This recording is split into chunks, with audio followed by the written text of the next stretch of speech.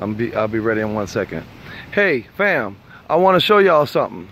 Now, last year, I posted a live video about gentrification, right? And a lot of people mistook what I was saying for racism. So unfortunately, we have to let the process play out, and so we can collect the empirical data, which then can go and show what we are stressing around here as a community, okay? So this is my house, and in front of my house we cleaned our gutters yesterday. As you can see, you know, I promise you these couple leaves are new. They've been ran there because I just cleaned this yesterday, and this one over here was just cleaned yesterday too. And I can tell that these leaves are new because the trash can wasn't here until the trash man came recently. So our gutters are clean. We have a standing hole right here where water just collects every time.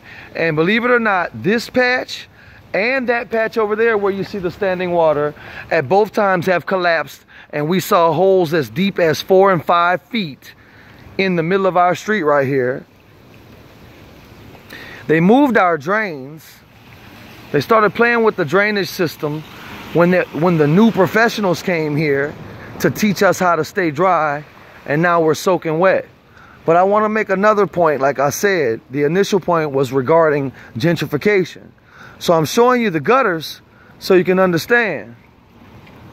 Now, this is my neighbor Jennifer. Oh, I forgot to mention, that's my neighbor Lucy, and Shonda used to live there.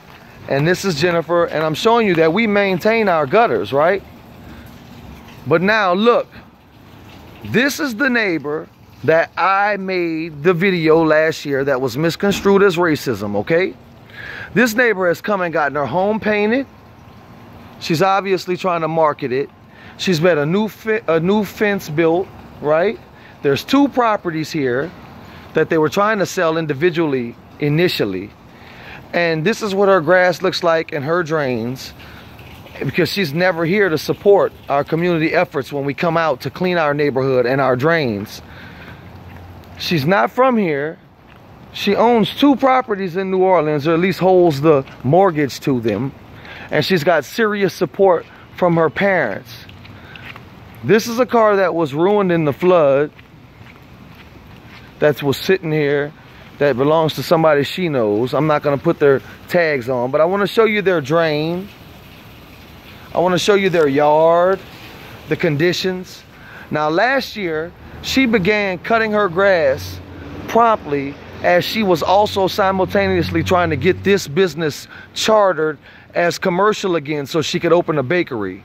And I fought her tooth and nail because she never cleaned up ever before or attempted in any manner to try to improve our neighborhood until she had a business endeavor that she wanted to put in our neighborhood. So now we're a year later after she's been denied the right to re-commercialize this property because the neighbors did not want it. We're back dealing with her neglect, which is an issue for us as a community for beautification, but also to keep us from flooding, because the only standing water in my neighborhood leads to her gutter. And I say her gutter even though it's not hers. Well, there's an unwritten rule that the gutters in front of your house, it's your gutter. And if you came out to clean it, people would help you clean it, like they do when I come out to clean mine. So I wanted to illustrate that. Our new neighbors. Look, we clean these for Mr. Wiley. We clean those. So I'm letting you know that a part of us not flooding out of New Orleans is just being able to understand that we live in a swamp. We need to bring the trees back to avoid the soil erosion, and we need to be vigilant about keeping our city clean. And I am the only mayoral candidate that has mentioned a green initiative to replant some of the trees, and a citywide clean initiative that I compared to Night Out Against Crime that we would do 4 times a year, once quarterly, where we use city resources, trucks, manpower, everything to go out and assist neighbors and get their shovels and brooms out and make New Orleans look like the beautiful island that it is.